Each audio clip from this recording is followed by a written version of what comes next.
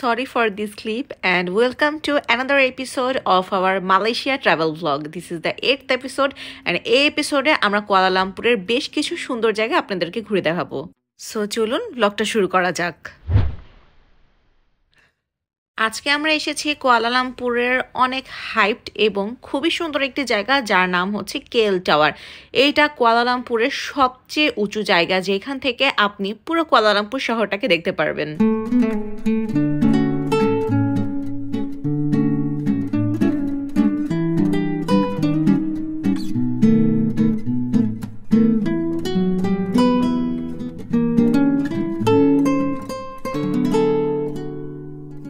এই কেএল টাওয়ারের টপ ফ্লোরের সবচেয়ে ইন্টারেস্টিং পার্ট হচ্ছে স্কাই বক্সটি, যেটা পুরোটা কাচের তৈরি। অনেকের একটা ভয় লাগতে পারে, বাট এখানে কিন্তু ভয় পাওয়ার কিছুই নেই, একদম প্রোটেকশন আছে। আর জিনিসটা দেখতে না এত বেশি সুন্দর মনে হবে যে আপনি যে শূন্যে ভাসছেন, কারণ একদম নিচে পুরো ক্লিয়ার দেখা যাচ্ছে উঁচু উঁচু বিল্ডিং, বাট সব কিছু আপনার নিচে। কিন্তু এখানে আপনি থাকতে পারবেন মাত্র 45 সেকেন্ড। তাদের ওইখানে টাইমার লাগানো আছে এবং এর চেয়ে একটু বেশি আপনাকে তারা থাকতে দিবে না। কেএল টাওয়ারের অনেকগুলো পার্ট আছে। একদম টপ ফ্লোরে এটা হচ্ছে স্কাই ডেক এবং ওই কাচের বক্সটা ছিল স্কাই বক্স। আপনাকে প্রত্যেকটার জন্য আলাদা করে টিকিট কাটতে হবে। এছাড়াও রয়েছে স্কাই ওয়াক এবং রয়েছে অবজারভেশন ডেক। স্কাই ওয়াকে আপনি বাচ্চা নিয়ে যেতে পারবেন না, অবজারভেশন ডেকে যেতে পারবেন। আমাদের ইন টোটাল 3 জনের খরচ পড়েছে 12,000 টাকার মতো। যেহেতু স্কাই বক্সে মাত্র 45 সেকেন্ড থাকতে দেওয়া হয় এবং স্কাই ডেকে দেখার আর তেমন কিছুই নেই, তাই আমরা চলে গেলাম বুকিট বিনতাঙে, বিকজ লাঞ্চের আওয়ার হয়ে গিয়েছে এবং ওইখান থেকে শাওন একটু ফ্রুট কিনছিল, যেগুলোকে আমরা লটকন মনে করছিলাম, ওগুলো ছিল অ্যাকচুয়ালি লিচু। একদমই লটকনের মতো দেখতে, বাট এগুলো লিচু এবং খেতে অনেক মিষ্টি, অনেক মজা। খাবারের জন্য অলওয়েজ বুকিট বিনতাঙই বেস্ট, বিকজ এইখানে আপনার কাছে খাবারের প্রচুর অপশন থাকবে, হালাল অপশন থাকবে এবং অনেক ভ্যারাইটি অফ ফুডও পাবেন। আর খাবারের প্রাইসও অন্যান্য সব জায়গার চেয়ে বুকিট বিনতাঙে বেশ রিজনেবল। আমরা মোটামুটি যতদিন ছিলাম ম্যাক্সিমাম টাইমে মালয়েশিয়ান কুইজিনই ট্রাই করেছি, বিকজ তাদের খাবারগুলো বেশ মজা। যদিও সাদা ভাতটা একদম স্টিকি রাইসের মতো, তাই সাদা ভাতের চেয়ে কিন্তু নাসি গোরেং অথবা ফ্রাইড রাইস বেশি মজা হয়। কুয়ালালামপুরে থাকার ক্ষেত্রে আমি বলবো আইদার আপনারা বুকিট বিনতাঙের পাশে হোটেল নেবেন অথবা প্যাভিলিয়ন মার্কেটের আশেপাশে হোটেল নেবেন, বিকজ এই দুইটা জায়গায় সবচেয়ে বেশি জমজমাট থাকে। আমরা 3 জন 3টা রাইস আইটেম নিয়েছিলাম। এরপর খাওয়া দাওয়া করে আমরা এখন হোটেলে যাব। আর হোটেলে গিয়ে আমরা একদমই সময় কাটাবো না, খুব জলদি আমরা বের হয়ে যাব, বিকজ আজকে আমাদের কুয়ালালামপুরের লাস্ট ডে এবং আমাদেরকে কেএল বার্ড পার্কে যেতে হবে। সকালবেলা আমরা মামে পড়েছিলাম পিঙ্ক আর এখন আমরা পড়েছি ব্লু এবং রওনা হয়ে গেলাম কেএল বার্ড পার্কের দিকে, যেটা কিনা পৃথিবীর সবচেয়ে বড় বার্ড পার্ক।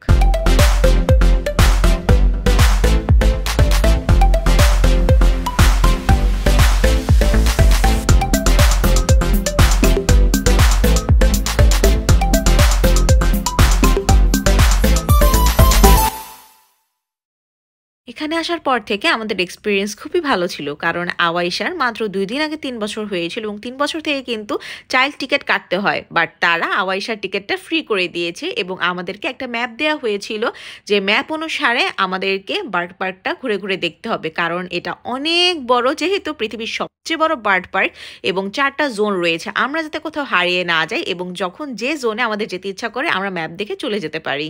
ঢুকতেই দেখলাম টিয়া পাখিদের রাজ্য, সবার হাতে হাতে টিয়া পাখি। আমার জামাই অনেক ট্রাই করতেছিল পাখিটা যাতে তার হাতে বসে, বাট কোনোভাবেই এই পাখি তার হাতে বসতেছে না এবং আমার এত এত ভালো লাগতেছিল। আমি অনেক ডাকতেছিলাম পাখিদের যে আমার হাতে বস, বাট না, তারা আমার হাতে বসবেই না। তো আমি খুঁজতেছিলাম যে কোথায় যাওয়া যায় যেখানে আমি পাখিদের সাথে একটু ক্লোজলি ছবি তুলতে পারবো। আমার সবচেয়ে ভালো লেগেছে যে প্রতিটি পাখির জন্য এখানে আলাদা করে সুইটেবল এনভায়রনমেন্ট তৈরি করে দেওয়া হয়েছে এবং ম্যাক্সিমাম পাখির তো আমি নামও জানি না। এটা যে কি পাখি, শাওন বলতেছে বক, বাট আমার মনে হচ্ছিল এটা যে বলে না সারস পাখি, ওইরকম কিছু। আপনারা বলেন তো পাখিটার নাম কি? এবং এখানে আর্টিফিশিয়াল অনেকগুলো ওয়াটারফল আছে, পন্ড আছে এবং চোখ আটকে অবশ্যই যাবে ময়ূরের দিকে। এখানে সবচেয়ে বেশি যে পাখিটা আমি দেখেছি সেটা হচ্ছে ময়ূর, প্রচুর ময়ূর এখানে। এবং শুধু কি এই নর্মাল ময়ূর, সাদা ময়ূর, কালো ময়ূর, কত ধরনের ময়ূর যে আছে। তো এর মধ্যে দেখলাম একটা ময়ূর এরকম পাখা মেলে দাঁড়িয়ে আছে, একদম সবাই ওইখানে ভিড় করেছে, এতই সুন্দর লাগতেছিল। আর শাওন বলতেছে যে এই ময়ূরটা অন্য ময়ূরদেরকে অ্যাট্রাক্ট করা ট্রাই করতেছে, বাট কেউ অ্যাট্রাক্টেড হচ্ছে না, আরে বেচারি। পরে সে আবার পাখা বন্ধ করে দিছে, এখন একা একা ঘুরতেছে, খুবই মায়া লাগতেছিল, আরে কেউ অ্যাট্রাক্ট হলো না কেন। এখানে আসলে কিন্তু আপনাকে প্রিপারেশন নিয়ে আসতে হবে। যদি আপনি পুরোটা ঘুরে দেখতে চান, আপনার কিন্তু টায়ার্ড হলে চলবে না, অনেকক্ষণ হাঁটতে হবে। ঘুরতে ঘুরতে আমাদের চোখে পড়ে গেল এই কালো পাখিটা। আমরা ভেবেছিলাম এটা maybe Mayur, but I am not sure.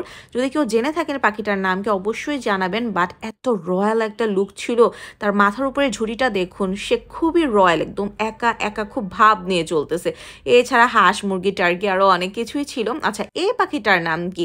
এটা মেবি সারস পাখি, তাই না? আসলে এত এত পাখি, বাট প্রত্যেকটা আসলে নাম খুঁজে খুঁজে আমি পড়তে পারছিলাম না, মানে এত আসলে খেয়াল করতে পারি নাই ওই টাইমে। আর এগুলো মেবি বক, maybe I am not sure. বললাম না এখানে এত ময়ূর, হাঁটতে হাঁটতে আরো অনেক ময়ূর আমার চোখে পড়লো। এগুলো তো সোয়ান হাসি, কিন্তু নর্মাল হাঁসের চেয়ে হাঁসগুলোর পার্থক্য কি কেউ জেনে থাকলে আমাকে জানাবেন। দেন এটা ছিল ফ্লেমিঙ্গো পন্ড। এটা আমার কাছে অনেক সুন্দর লেগেছে। ফ্লেমিঙ্গো তো এমনিতেও সুন্দর, এবং তাদের জন্য পুরো একটা পন্ড ছিল। তো আমি খুব চাচ্ছিলাম যে যাতে একটু ভেতরের দিকে গিয়ে ক্লোজ ছবি তুলতে পারি, দ্যাট পসিবল ছিল না। প্রত্যেকটা জোন একদম সিকিউরড করা, এবং আপনি চাইলেই কিন্তু কোনো জায়গায় ঢুকতে পারবেন না, এবং এখানে একদম নিষেধ পাখিদের খাবার দেয়া।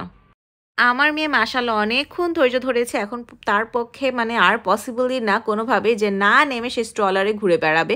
সে এখন দৌড়াদৌড়ি করতে করতে অবস্থা খারাপ। বাট খুবই সাবধান, বাচ্চাদের নিয়ে গেলে বাচ্চাদের কিন্তু হঠাৎ করে নামতে দেওয়া যাবে না, বিকজ খুবই পিচ্ছিল এবং খাড়া জায়গা। আচ্ছা, এই পাখিটার নামও কিন্তু কেউ জেনে থাকলে আমাকে জানাবেন। এটাও আমি অ্যাকচুয়ালি জানি না, কিন্তু এটা আমি চিনি। এটা হচ্ছে প্যাঁচা। প্যাঁচাদের জন্য ছোট একটা ঘরের মতো করা আছে। তো অনেক রকমের প্যাঁচাই ছিল, বাট আমার কাছে আসলে সব একই রকম লাগতেছিল। আমি ডিফারেন্ট কিছু খুঁজে পাচ্ছিলাম না কোনো প্যাঁচার মধ্যে।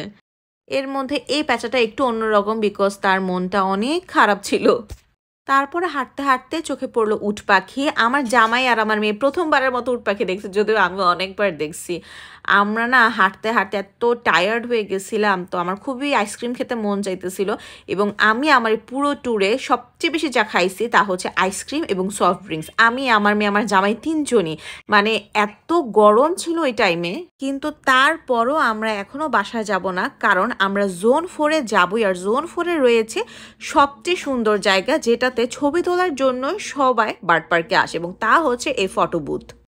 এই ফটো বুথে আপনার হাতে প্রফেশনাল ফটোগ্রাফাররা পাখি বসিয়ে দিবে এবং ছবি তুলে দিবে। ছবি তুলে তারা প্রিন্টও বের করে দিবে, বাট চাইলে আপনি আপনার ফোন ক্যামেরা দিয়েও ছবি তুলতে পারবেন।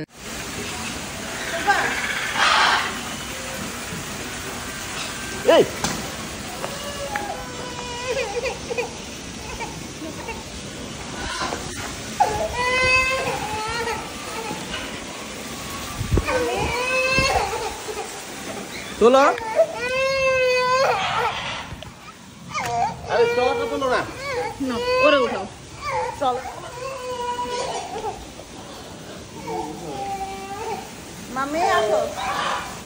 দেখলেন তো কি হলো, আমরা ভুলে আওয়াসার স্ট্রলারটা লক করতে ভুলে গিয়েছিলাম, এবং বললাম না জায়গাটা এত খারাপ, ও উঠতে নিয়ে পুরো স্ট্রলার উল্টায় পড়ে গেছিল। তো বুঝতেই পারতেছেন কি অবস্থায়। এরপর মেয়েকে নিয়েও ভেতরে ঢুকলাম, এবং পাখিদের দেখে তার একটু মন ভালো হলো।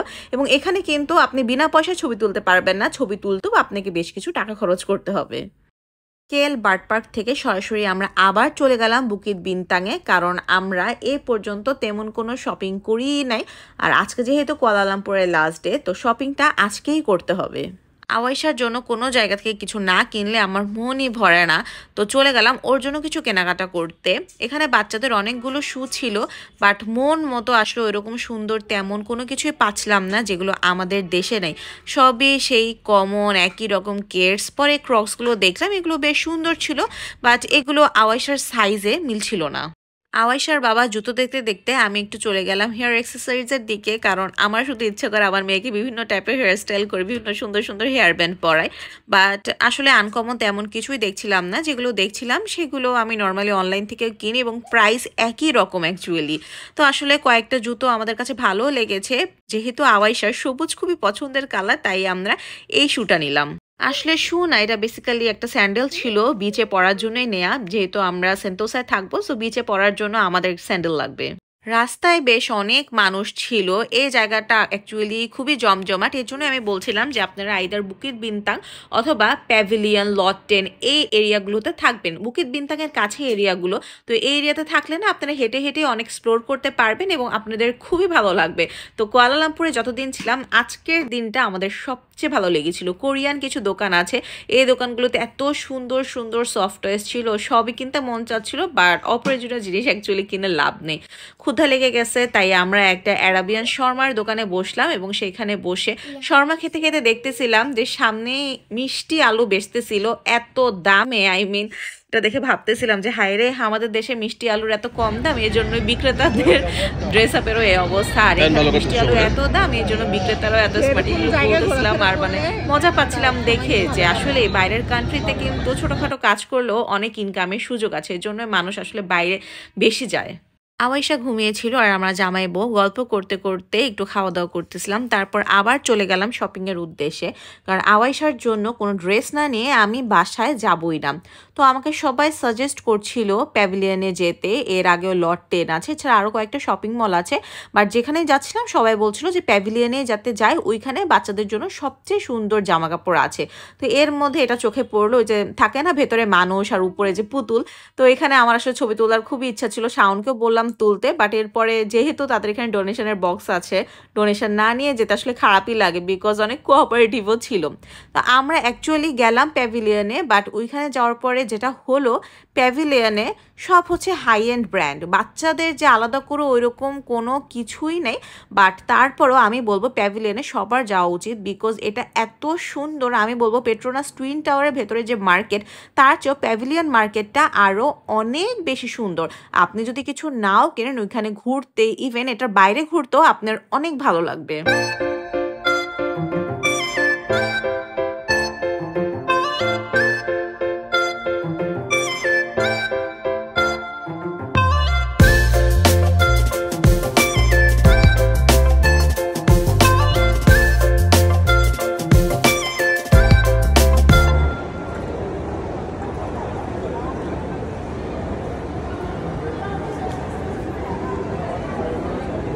আমি সেই লেভেলের হতাশ হয়ে গিয়েছিলাম, কারণ ওইখানেও কিছুই পেলাম না। অনেকে সাজেস্ট করলো যে বুকিত বিনতাঙে কিছু স্ট্রিট শপ আছে, ওইখানে যেতে। আর বুকিত বিনতাঙে গেলেই তো কিছু না কিছু খাওয়া হয়, তো আমরা জাস্ট একটা ম্যাঙ্গো জুস খেয়েছিলাম। দেন আমাদের চোখে পড়লো এই দোকানটা। এটা বাইরে থেকে দেখা যাচ্ছে যে অনেক সুন্দর সুন্দর ড্রেস আছে, এবং এটা কিন্তু বুকিত বিনতাঙের কোনো স্ট্রিট শপ না, ওইখানেও কিচ্ছু পাই নাই কোনো বাচ্চাদের, জাস্ট ব্যাগট্যাগ আছে, কোনো ড্রেসের কোনো কিছুই নেই। পান্ডা আই একটা দোকান আছে, ওই পান্ডা আইয়ের অপোজিটে হচ্ছে এই দোকানটা। আর এখানে কিন্তু আমরা কোনো প্ল্যান করে যাইনি, বেসিক্যালি আমরা গ্র্যাব কল করেছিলাম যে হোটেলে ব্যাক করব, এবং আমাদের গ্র্যাবের লোকেশন ছিল এই প্লেসটা। ওইখানে যখন আমরা গ্র্যাবের জন্য দাঁড়িয়ে আছি, তখন দেখলাম সামনে দোকানটা। সো আসলে আমাদের ভাগ্যে ছিল যে আওয়াইশার জন্য কিছু কেনা হবে, এবং প্রত্যেকটা ড্রেসে আমার কাছে খুবই সুন্দর লাগছিল, যদিও কালার ভ্যারিয়েশন তেমনি, সব হচ্ছে off white, white, pink, black এর মধ্যে, বাট তারপরেও ড্রেসগুলো খুবই সুন্দর।